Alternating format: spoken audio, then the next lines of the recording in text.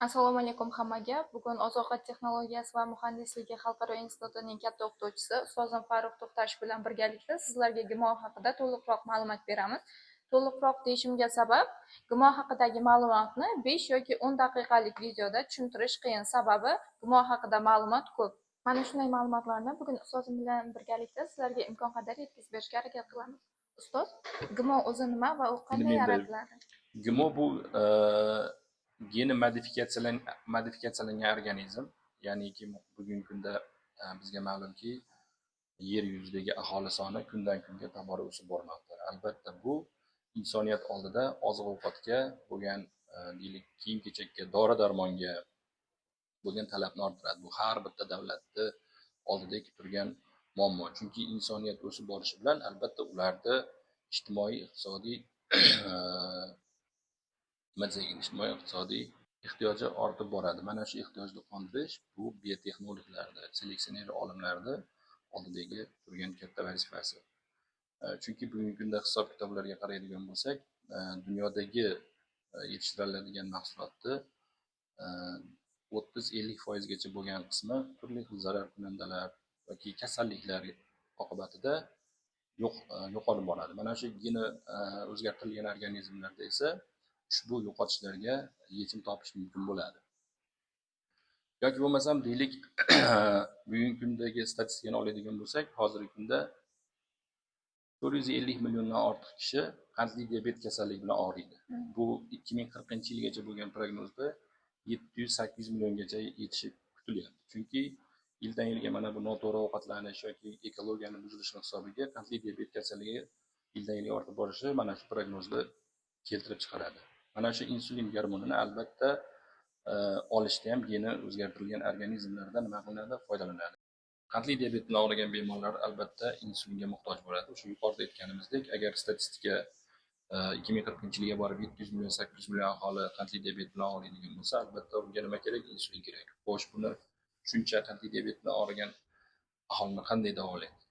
Ya'ni deylik, insulin cho'chqa hamda buqani oshqozon osti bezidan ajratib olinadi va uni maxsus bakteriyalarda genomiga kiritiladi va u bakteriyalarning faoliyati natijasida biz bilamiz, mikroorganizmlar, ayniqsa bakteriyalar juda ham tez bo'linib ko'payadigan mikroorganizmlar hisoblanadi.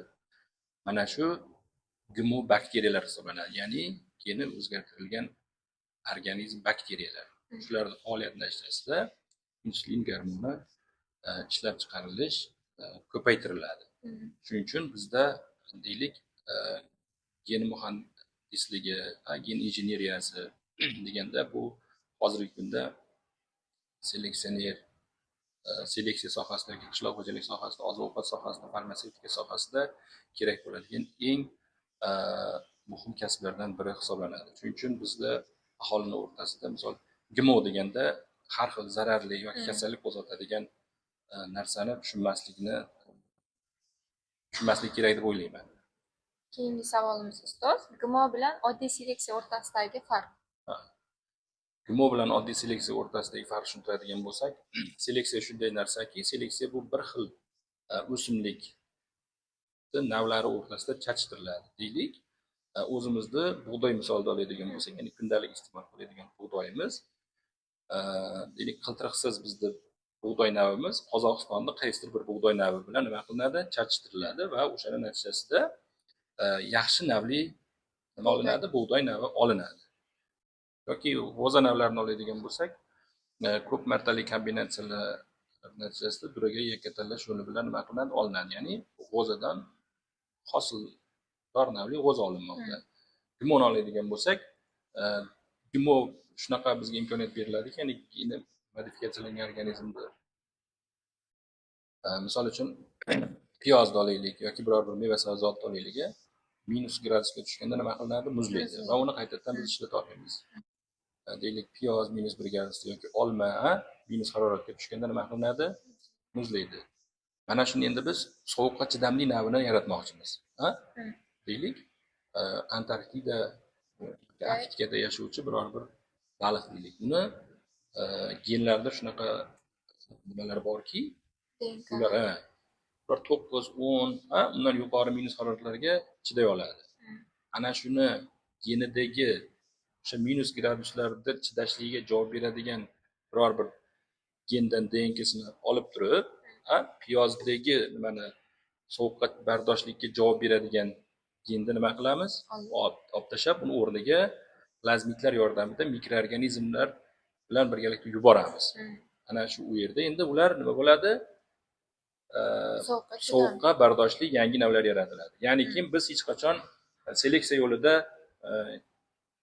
nima qila olmaymiz. Ya'ni olma bilan uzumni yoki uzum bilan tarvuzni, qovun bilan sabzavotni nima chatishtira olmaymiz. Faqatgina bug'doy bilan bug'doyni yoki hayvon bilan hayvonni, g'o'za bilan g'o'zani chashtiramiz. Mana shunda farqi. Ya'ni GMO bu tomondan nima foydaliroq va mukammalroq. Xuddi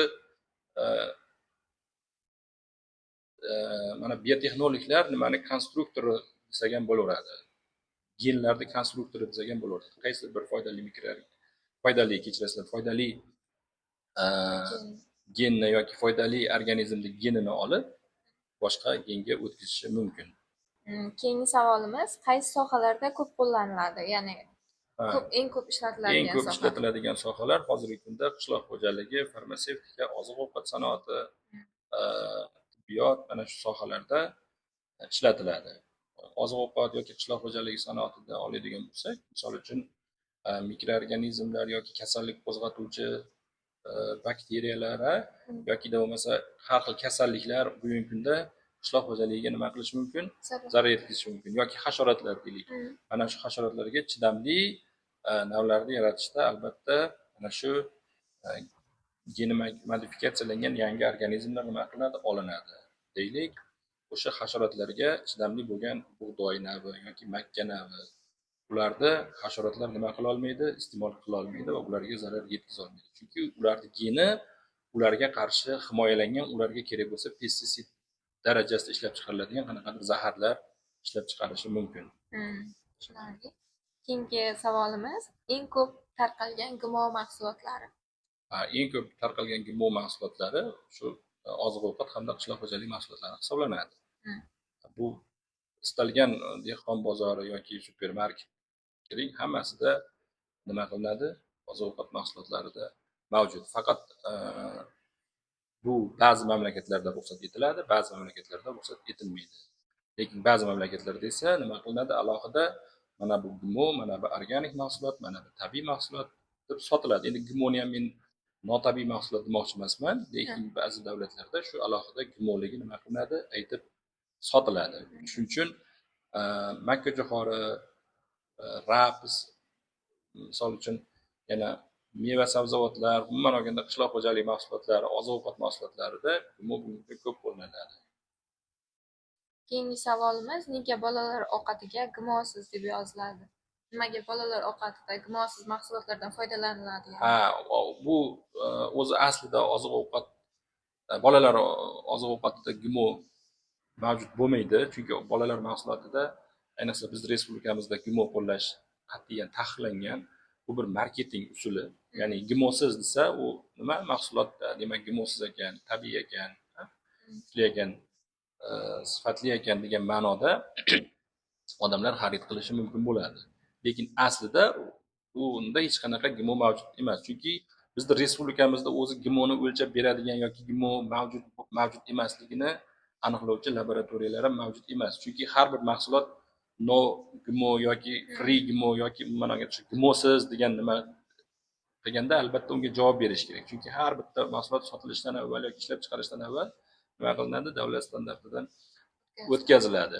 Mana shu talablarga javob berish kerak albatta. Lekin mana bu GMO mahsulotlari bu hech qanaqa zararli yoki zararsiz deb biz unaqa qila olmaymiz. Sababiki zararli bo'lishi ham mumkin. Zararli tomoni qanday?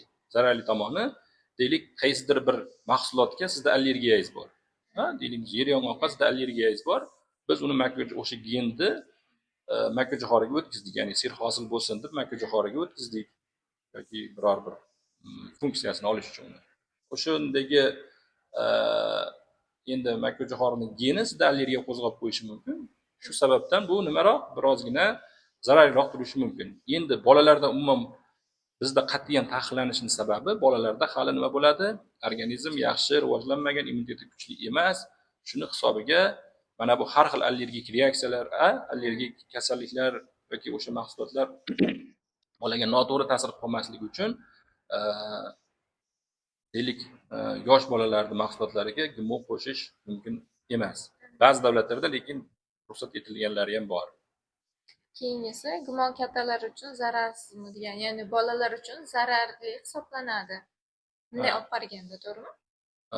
GMO kattalar uchun zararsizmi? Hozir yuqorida aytib o'tganimdek, ba'zilar uchun o'sha allergik qaysi mahsulot allergiya qo'zg'aydimi, demak bunga zararli. Aslida lekin qanaqadir odamlar o'rtasida yuradigan mish-mishlar, qanaqadir o'zgartirilgan gen odamning genini ham o'zgartirib yuboradi yoki gendan genga o'tadi, irsiy axborotlar har xil kelajakdagi bolasiga ta'sir qiladi yoki rak, mana saraton shunaqa kasalliklarga olib keladi degan gaplar to'g'risiz. Chunki biz iste'mol qilayotgan mahsulotlarimizda albatta hammasida nima bo'ladi? DNK bo'ladi. Biz ovqat hazm qilayotganimizda 1 grammgacha nima qilishimiz? DNK iste'mol qilamiz. Ana shu DNKni 90-95% bizni nima qiladi? Oshqozon ichak yo'limizda so'rilib ketadi.